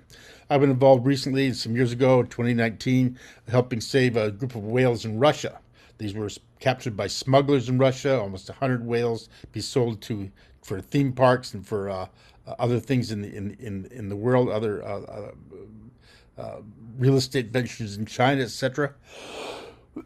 So yeah, it was a very key expedition to run these projects to help dealing with whales and dealing with the dolphins and dealing with what's happening. So we did this campaign to help protect them in Russia. Help of Leonardo DiCaprio and Vladimir Putin. Leonardo DiCaprio kindly posted to a petition page that he was interested in having the whales saved, and 4 days later, Vladimir Putin announced on national TV in Russia that he was interested in having the whales saved and that sort of thing. So that's an example there of what we can do sometimes fairly simplistically is get individuals behind campaigns and running projects. I am becoming the boots in the ground. I was running a high seas expedition with a group of Russian conservationists, and we did this small boat, 70-foot long former Polish tuna boat that I staffed and crewed. I was the only Westerner on it, and we managed to document and expose what was happening and prove that the whales were indeed going to be saved and protected, and let them know that they were being monitored. So that's a key thing for me myself to be able to work on those sorts of topics. I think it's very important. Other aspects of life that we have is we have overfishing the seas, and we're all every 2/3 of our oxygen we breathe come from plant plankton. The oceans keep us alive, right? The salinity of the ocean is like the salinity of our own blood. We're basically living oceans ourselves with our lives. And so at this point in time, we really need to understand why the oceans are so important and to apply educational tools in our own communities to the oceans themselves. And that's one of the reasons I've been involved heavily with these topics of ocean conservation and the world of plastic in the sea. So I'm going to pop some. I'm going to pop on a little bit of a. Let me move this. Is it moving? Not yet. It's not moving. That's not moving. Well, I think you have to stop share screen. maybe that's it. I'll stop share screen. Then you can see me. Voila. Okay. Get it back on again. Take your time, Michael. I just want to, what I'm going to do is I'm going to pull up the Sunrise Center event so that people can see it. And again, I've put into the chat box where people can register and join us. Please join us this Friday night at 7 p.m. It's going to be really, really wonderful to, really hear the full program that Michael is putting together. And of course, if you can join us in person, that would be great. But if not, please join us by coming online with us. And they can all be found at Sunrise Center. I had that actually a moment ago and I lost it. There we go. How are you doing with finding what you're looking for, Michael? In one moment. Okay, so I'll go to Sunrise Center. All of you that are, especially in the Bay Area, always go to sunrisecenter.org. Obviously, both Michael and I are here at Lori's home in Tiburon, where I live, and Michael's visiting us. And if you go to events and upcoming events, the big one that's coming up is Save Our Oceans, Save Ourselves, Stories with Michael Bailey. And that's where you go if you want to join us live for people like Christy and Karina that live in the Bay Area. And for the rest of you, please use the link that I put into the chat box where you can, for $5, that is a $5 fee, that all goes to supporting Michael and his work. And it's going to be a wonderful evening, similar to what we did with Sally Cox and the Bonobos a couple of weeks ago. And I'll turn it back over to you, Michael. Yeah. So the process of our gathering this coming Friday is to help network with people that have like-minded interests and skills in helping protect the world and help make ourselves a more evolved species. And I think that's part of what Scott does here, of course, very well with ourselves, and try to make human evolution move further along the pathway, right? Understanding that our interaction with whales, our interaction with nature, interaction with the air and the beauty of trees is so important to our daily survival. It's something we commonly forget. I believe that this is something that we need to instill in ourselves even more. And I'm going to bring up this PowerPoint presentation, hopefully right now, and get it shown to you. We'll see how it goes.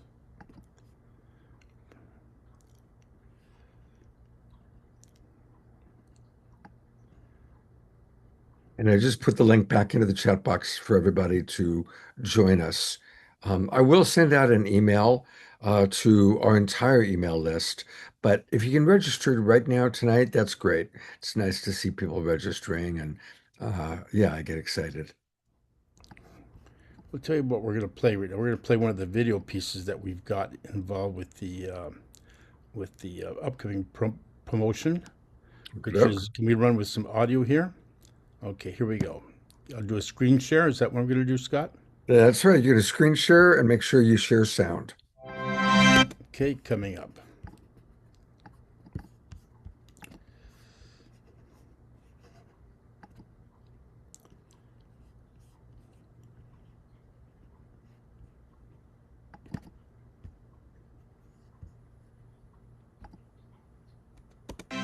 Is sound being shared?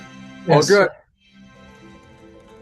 A second, back it up to the top, make it a little bit larger. Life will be good. Hopefully. Go to full screen. Do I? Oh, thank you. In that case, we'll just let it play.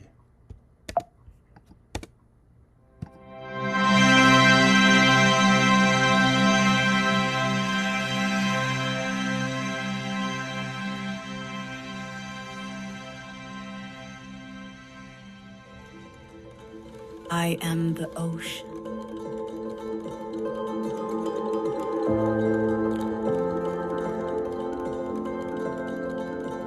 I have been here long before you, stretching across the earth,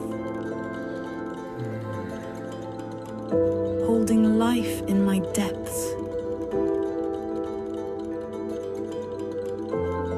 feeding you, protecting you. Can you see me? Can you hear me?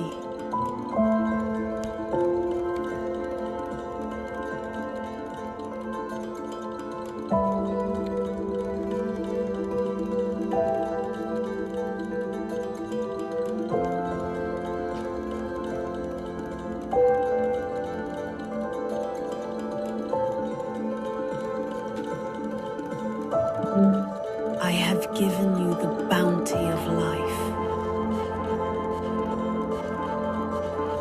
My waters cradle the smallest plankton, the vital heartbeat of your planet. You breathe because of me, the oxygen I gift. Rising from the smallest creatures to the mighty forests of kelp that sway with life.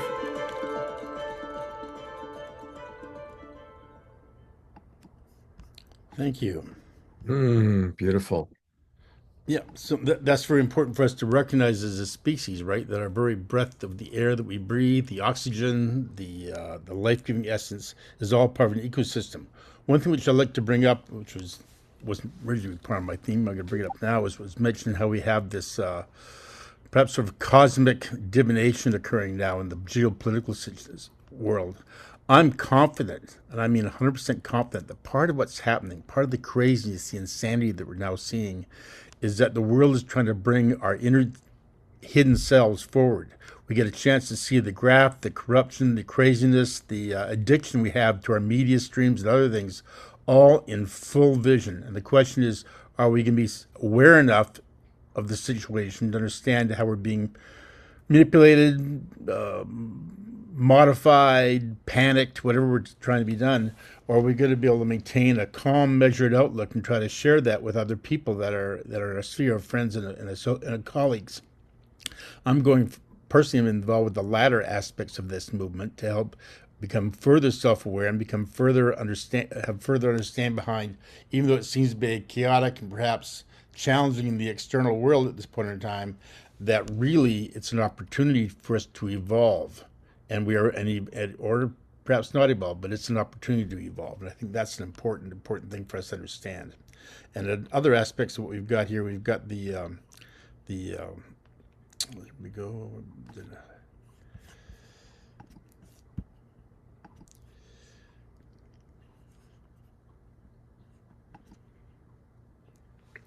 I'll do another screen share.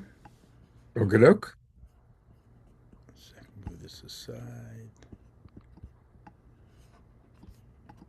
Screen share.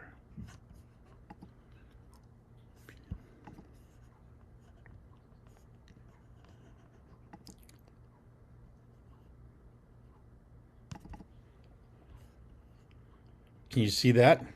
Yes, we can. Great. So just some background information. So I spoke about the idea that we have to, how change can happen. For me, my personal spiritual growth has been a process of saving whales, dolphins, the environment, and nature, and the process learning how to grovel in the face of the infinite creator to creation, to call upon help and assistance. Like we mentioned before, they're using the I Ching to guide Greenpeace expeditions, use prayer and meditation to call upon beneficent forces to help us have good fortune and luck and accomplishments of what we're doing. And part of it comes down to being, we have this, for me, for example, is this campaign we did over in Kuwait in the Gulf War I. Can you see this, Scott? Is it on your screen, the Lifestyles magazine? Yes, we see that. Was me in the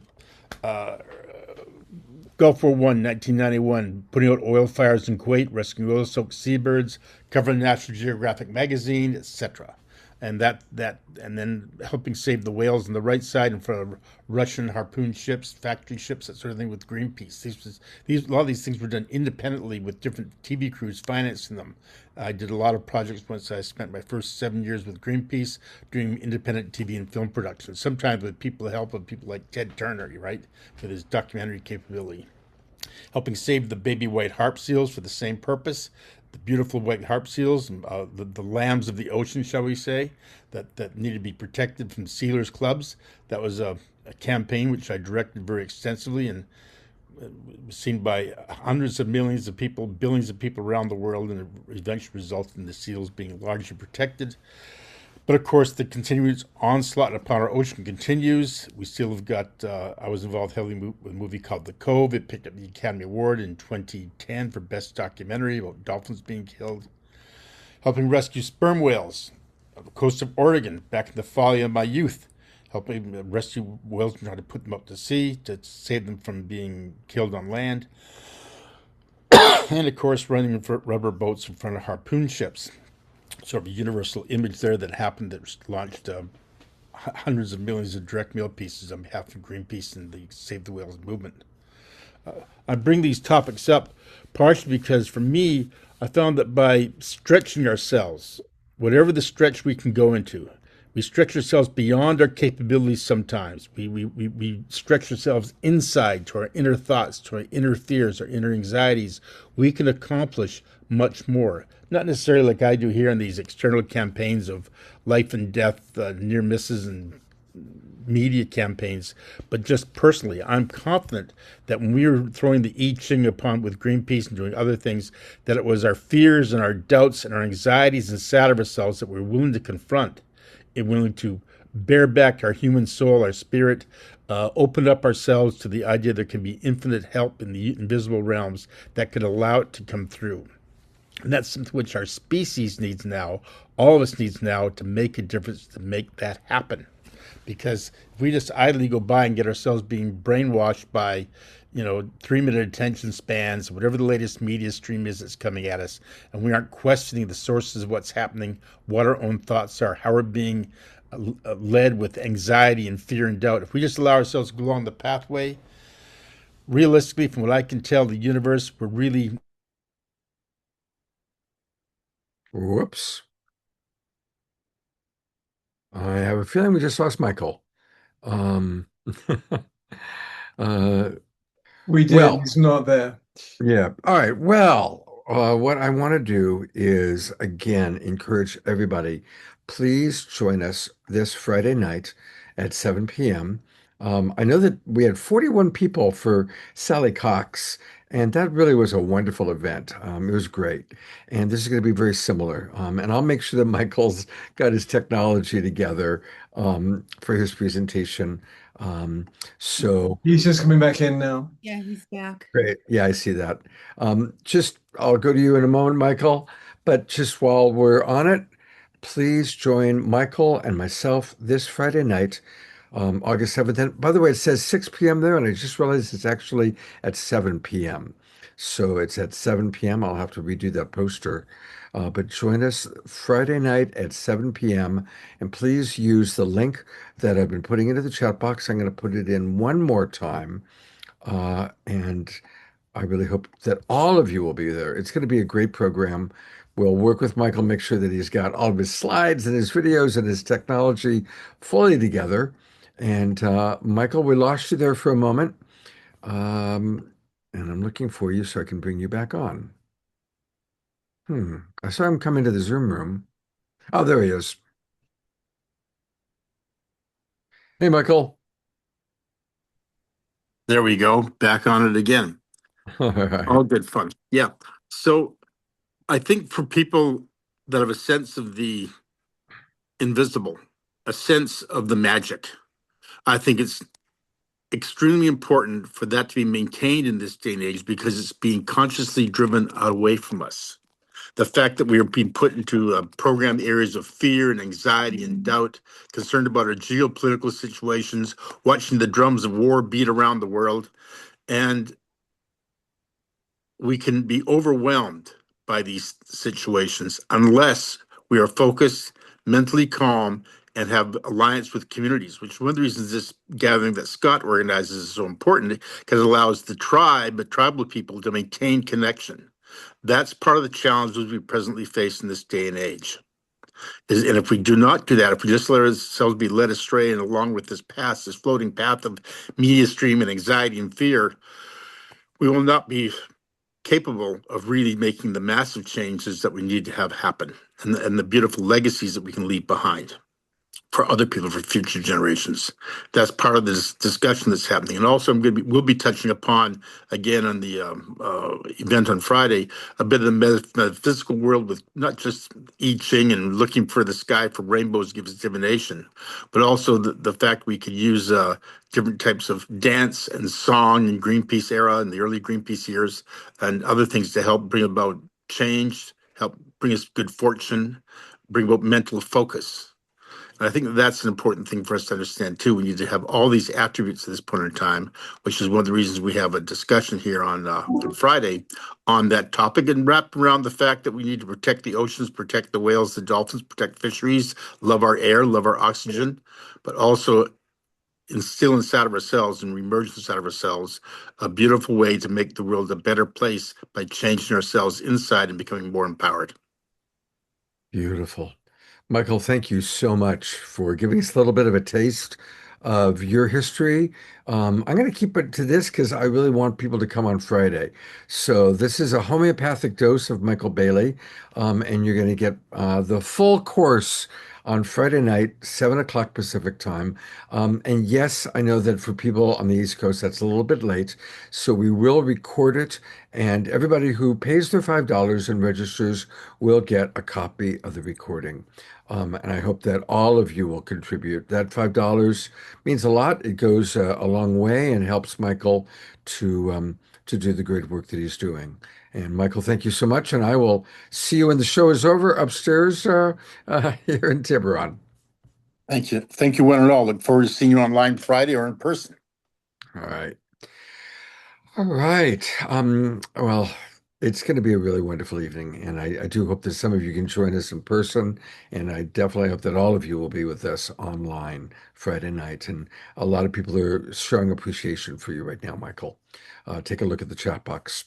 Let's have appreciation for us all just by being here online and maintaining community. That's so important in this day and age. Absolutely. Look at all these beautiful souls, everybody contributing in their own unique ways to our awakening world.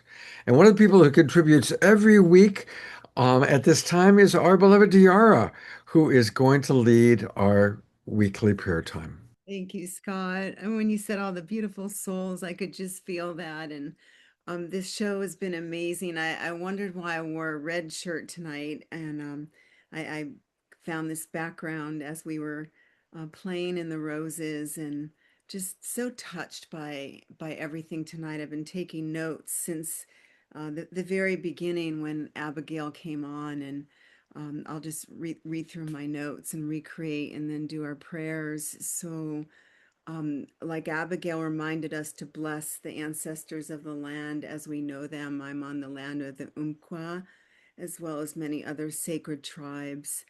And just the beauty of what she brought in for us just opened our hearts, and the mystery and the magic. And then Joa coming in with his tenderness and his strength, and reminding us about the Gnostic teachings, and knowing that all that's being activated as we're speaking of it. And then I wrote down words about practical magic and ordination, and we spoke about the sacred and the divine along with the ordinary, and Karina brought us into that. And the word mundane kept coming up for me. Mundane, meaning the ordinary. And that's what we're talking about. That's what we do, that when we bring in the divine to the mundane becomes divine, and that's when we create that magic. And thank you, Karina, for that beautiful healing experience you gave us. And then Michael just continued that with integrating the magic and the mystery, and having ordinary miracles becoming our way of life. So one of the miracles to pray for in this moment, starting with the bigger picture, is the concept of fire and water, and blessing all the waters of the ocean, the waters of the river, the waters of the lakes, the waters of the dewdrops. And as we're going to go in to bless all those affected, and in the realm of fire, we're using the waters of the earth to help quell the fires, and bringing the balance of nature back in to our beloved earth, our beloved hearts, our beloved bodies. So thanking all the waters that have been available for the fire tenders, the fire helpers, the firefighters to use to combat the excessive fire, the anger, the rage that's manifesting in the realities, using the fire, the waters of the fire water, the waters of emotions to help quell and soothe and calm. And so I'm blessing the rivers, I'm blessing the lakes, blessing all the waters, so that there may be an abundance of water to quell the fires. Yes, indeed, the heated rage in the ocean as well. And within the fires, we're blessing all those displaced, the two-leggeds, the four-leggeds, the trees, the winged ones, the creepy crawlies, blessing all those affected by the smoke from the fires. And we take this smoke and all of the elements of everything that's been burned in the fire, and we give that smoke to the heavens to be reconstituted, all those elements in the smoke to be blessed. There's so much we've forgotten to teach about how our world is integrated, and how the air comes in, and what we're breathing in is the constitution of all that's come and gone before us.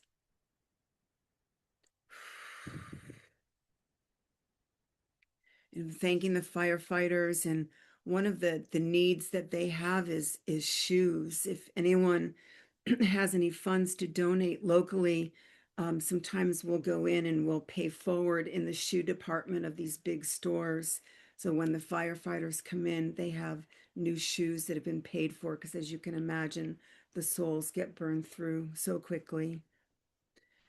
So anything else that we want to put in collectively right now, prayers for our lungs, the lungs of all the animals, all that we've mentioned, from the fire and the smoke.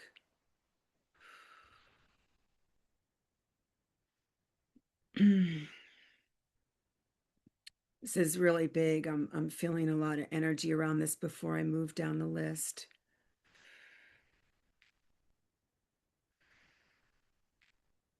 And I feel the elementals working. I feel the fairies working. I feel all the magical creatures working. And we know the power of this type of prayer, and that it's real. And so thank you for allowing the space for this and all that we're putting in. I can feel our bodies opening with the power of this prayer. And using the beauty of the roses, I just looked up to see, oh yes, the beauty of the roses coming in, and the fragrance. And we thank all those that are helping. And now as we move down our list into the more specific prayers, I'm calling in all the helpers for each individual that put prayers in the chat, and all the individuals who are being mentioned by name. I'm praying first for my friend Dorothy Wesley, for her peaceful passage and transition, for her courage. I'm praying for Dia's friend Deborah, who just had a breast mastectomy. And I'm praying for her body part. I'm praying for her body, that it still feels whole and complete while her recovery continues. Seeing in the chat, praying for our eyes and the body parts of all our body parts in our eyes. And in the chat, I put in, may we see that what Michael's speaking about, may we see these things without it paralyzing. May we have a tender strength to be able to manifest the goodness that's been prophesied here tonight by many of our guests. And going down our list, praying for Shoshana's friends, Nancy Bloom, Alan Tomaszewski, Don D. Mark Bickenstaff. And if you put things in the chat, I'll read them just as is. If you want it to remain anonymous, let me know that too. And thank you for allowing me to do these prayers. They're so potent and so palpable, and I am so honored. And so thank you for allowing me to be more specific in my requests, to be able to do a more powerful prayer session for us. Praying for Tim's Linda, for her health. Praying for our beloved Scotty Satori, not only for his healing, but also for his daughter Satori. I'm clearing away any interference that may have come in for her that would prevent her from traveling. I'm putting more angelic protection around her, Scotty, for you. And as I'm feeling that in my body, I'm just asking the waters of health and life to move through, to push that out. I feel like she'll have a turnaround, and to drink more water. We all need to drink more water. Susan's son, Eddie. I'm praying for interference to be removed from his field, the entities that are interfering with him, Susan.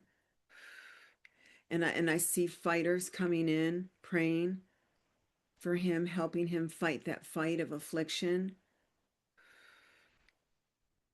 And I'm seeing prayers for our government. And with our government, what I'm doing is I'm asking that this love and light come into the hearts of every being involved in the government at every level. May there be an awakening in their cells so they can remember. May the veils be lifted before their eyes to remember the truth of love and what they may have come in for to do. And we're also praying for the balance. Like Michael said, so much of what is happening is to awaken us to the realities, to have more balance and blending of the all of it. Prayers for peace on earth, prayers for all the innocents in every land that are affected by war. Praying for the innocent in every way. May this world may this world treasure innocence. May this world treasure peace. And all that is other than that, may it be embellished in a way so that it is fulfilled in order to have its needs met from its source as well, so that the lion may lay down with the lamb. And I have one more specific prayer on my list, and that's for Christie's Book of Truth, I've called it. It's fairy tales, true fairy tales for children. It's called the Book of Truth, True Fairy Tales for Children. Animals and human innocence, the innocence in all of us. I'm praying for protection and more abundance for you, Scott. I'm praying for a magnification of all that is needed for you to continue to do your work, your health, your vitality, your love, your abundance of all goodness. I'm praying for all of us in the Zoom room now that we may have all of those things as well. Praying for our capacity to love more, to be more love. I am so touched and humbled and honored to be of service in this way, this sacred service. And so with that, I'll bring us all back in together for our silent prayer time. And so it is, and may it be so, and protection around my prayer. Thank you, dear. Let's have a couple minutes of silence for everybody to send prayers out to whatever is true for you, whatever's in your heart.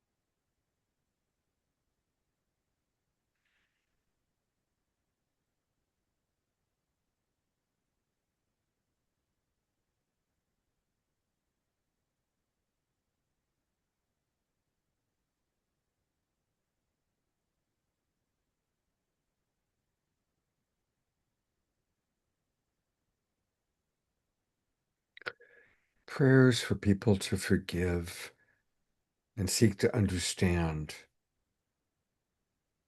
those relationships that have caused hurt or harm. As a relationship coach, I see there's so much pain from people holding on to ways that their needs weren't met by family members or lovers or friends.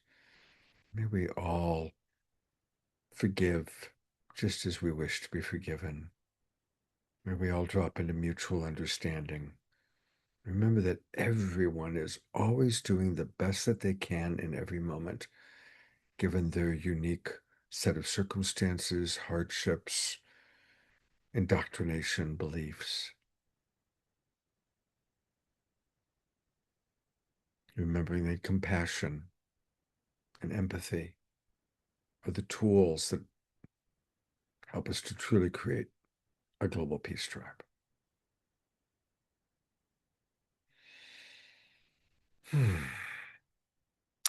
And with that, we're going to go to Omashar and we'll do Global Peace Tribe announcements after Omashar's song. Okay. I'm going to have to change a couple of things, Scott. Oh. No, I'm ready. I just have to press some buttons because I was deep in prayer there, brother. Sorry about that. No, it's all God. Ha ha.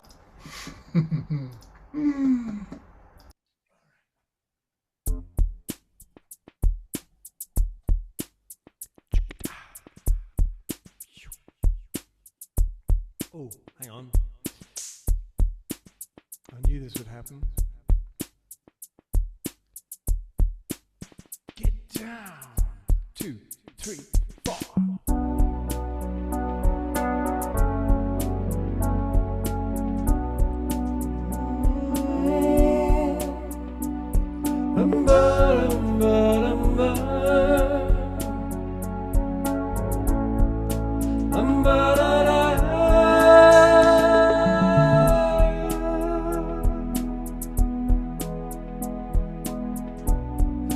Felt alone for oh so many years. Held my head high to hide the pain.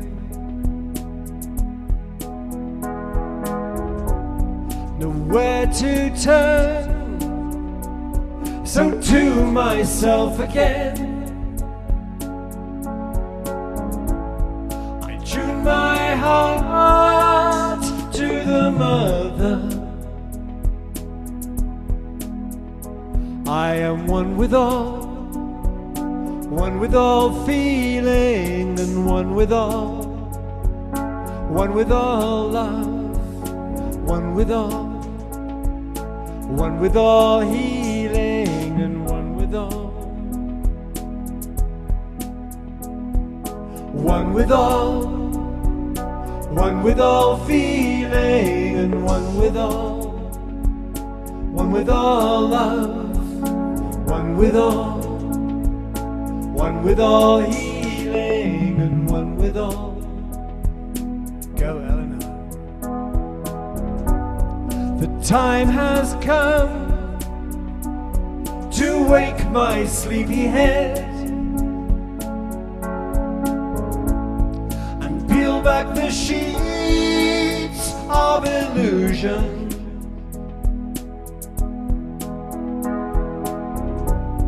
The time has come to lift my voice once more and sing the songs of the new world. I am one with all feeling, and one with all love, one with all healing, and one with all. I am one with all feeling, and one with all love, one with all healing, and one with all love.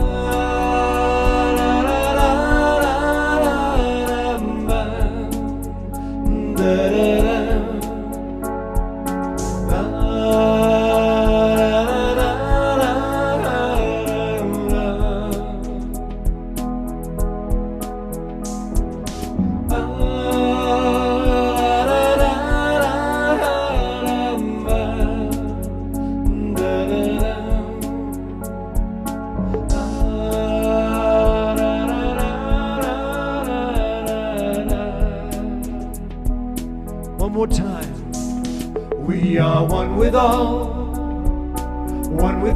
feeling, and one with all love, one with all healing, and one with all. I am one with all feeling, and one with all love, one with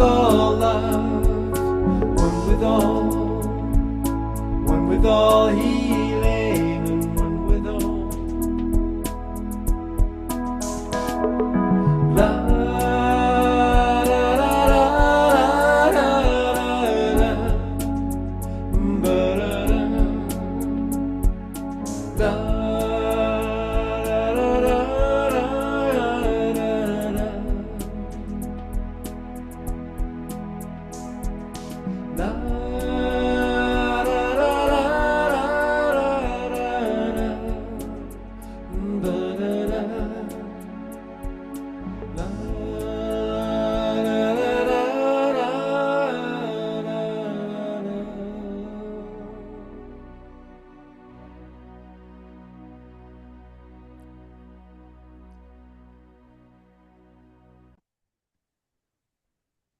Oh, Omashar.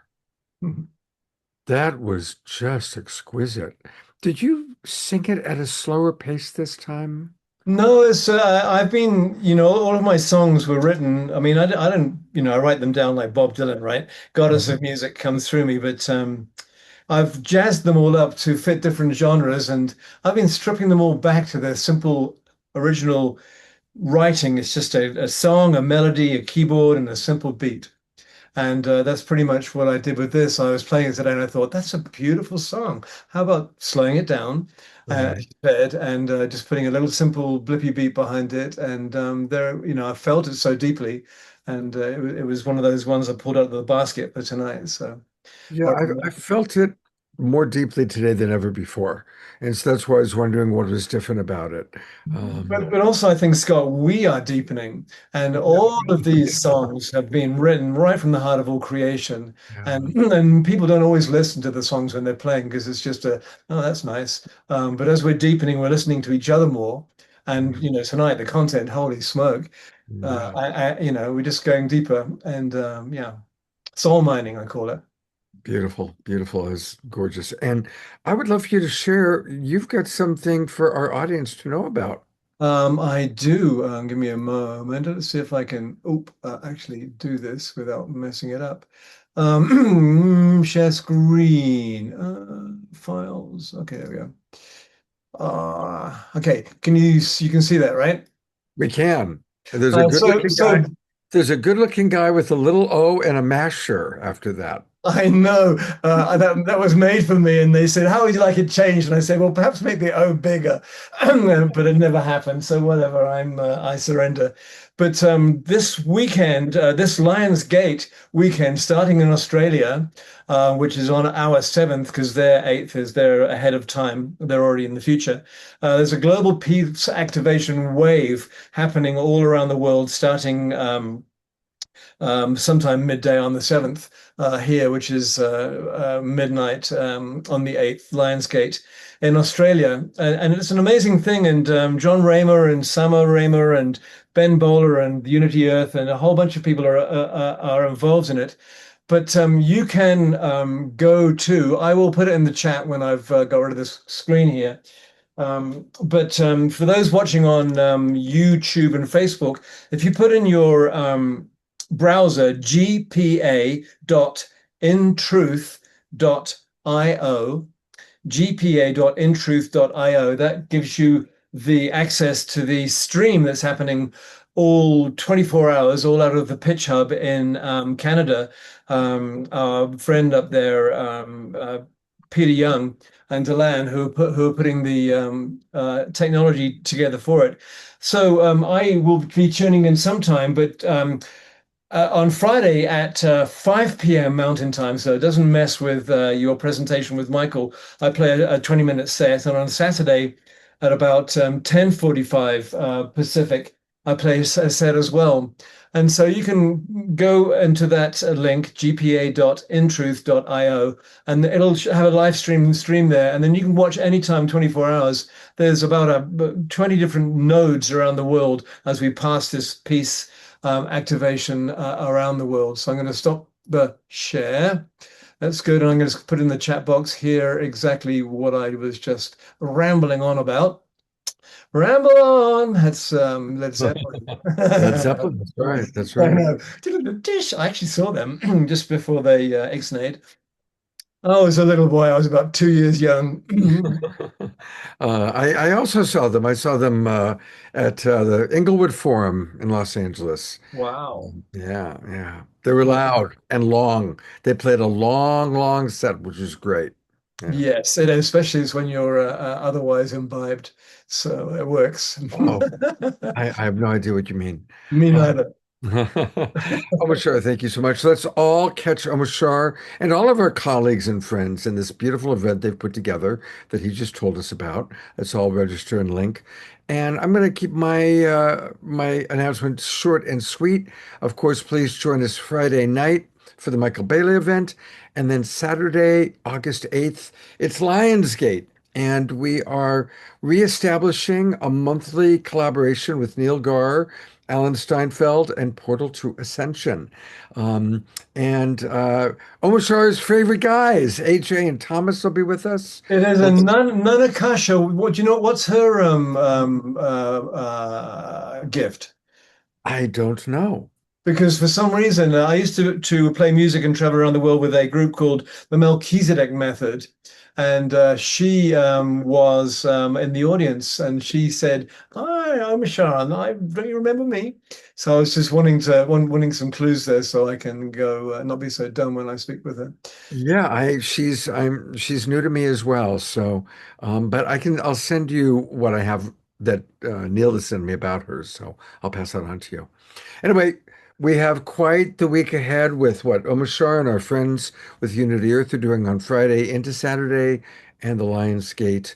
And I want to thank everybody who's been part of tonight's show. Thank you, Diara. Thank you, Karina. Thank you, Joa. Thank you, Allison. Abigail, I mean. Um, I need to go eat. I'm going to go to gallery view and I'm going to say goodbye to everybody. Thank you so much for a beautiful evening. Have a wonderful one. I hope to see all of you on Friday night and again on Saturday night. Take care, everybody.